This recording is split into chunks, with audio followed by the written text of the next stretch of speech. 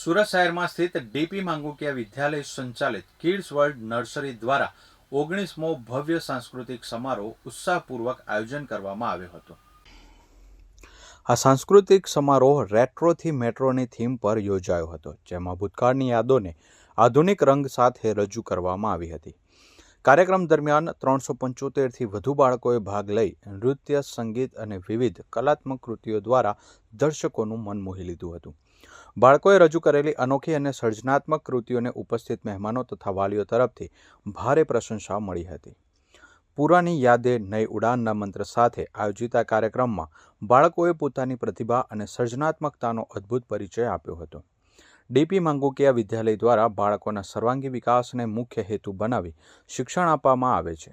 શૈક્ષણિક જ્ઞાન સાથે સાથે બાળકોનો શારીરિક અને માનસિક વિકાસ થાય તે માટે વિવિધ પ્રવૃત્તિઓનું આયોજન કરવામાં આવે છે।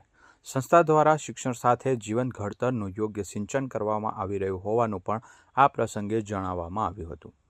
સમારોહના અંતે સંસ્થાના સંચાલકો દ્વારા કાર્યક્રમમાં સહભાગી બનેલા તમામ બાળકો, શિક્ષકો અને વાલીઓનો આભાર વ્યક્ત કરવામાં આવ્યો હતો। આ સાંસ્કૃતિક સમારોહે બાળકોમાં આત્મવિશ્વાસ અને સર્જનાત્મકતા વિકસાવવામાં મહત્વની ભૂમિકા ભજવી હતી। આજે અમારી ડીપી માંગુકિયા વિદ્યાલયમાં 19મો સાંસ્કૃતિક કાર્યક્રમ થઈ રહ્યો છે, જેની થીમ છે રેટ્રોથી મેટ્રો।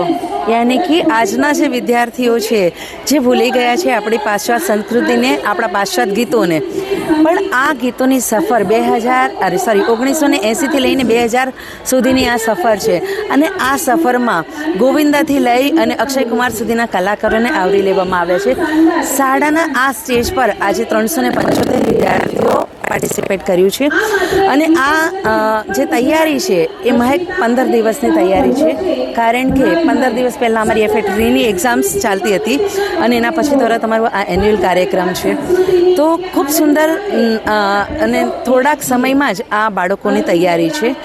વિદ્યાર્થીઓને શીખવવા માટે કોઈ બહારથી ડાન્સ ટીચર નથી, શાળાના વિદ્યાર્થી જ અને શિક્ષકો દ્વારા શીખી રહ્યા છે। એટલે હું અત્યારે શિક્ષકોનો પણ આભાર માનીશ કે શિક્ષકો ભણતરની સાથે ગણતરનો પણ ખૂબ સુંદર આયોજન કરે છે વિદ્યાર્થી માટે।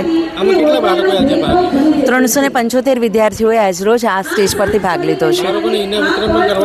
હા, ધોરણ 1થી 8માં જે તારલાઓને 1, 2, 3 નંબર આવ્યો છે એનું ઇનામ વિતરણ આજના દિવસે કરવામાં આવ્યું છે। બાકી શાળામાં થતી 23થી વધારે સ્પર્ધાનું ઇનામ વિતરણ આપણે શાળાના મધ્યાંતરમાં લઈએ છીએ, એટલે કે જ્યારે વર્ષ અડધું પૂરું થાય છે ત્યારે બાળકોના ફેરવેલ વખતે આપણે આ ઇનામ વિતરણ કરીએ છીએ અને એ વખતે 1, 2 નહીં 700થી પણ વધારે ઇનામો બાળકોમાં વિતરણ કરવામાં આવે છે।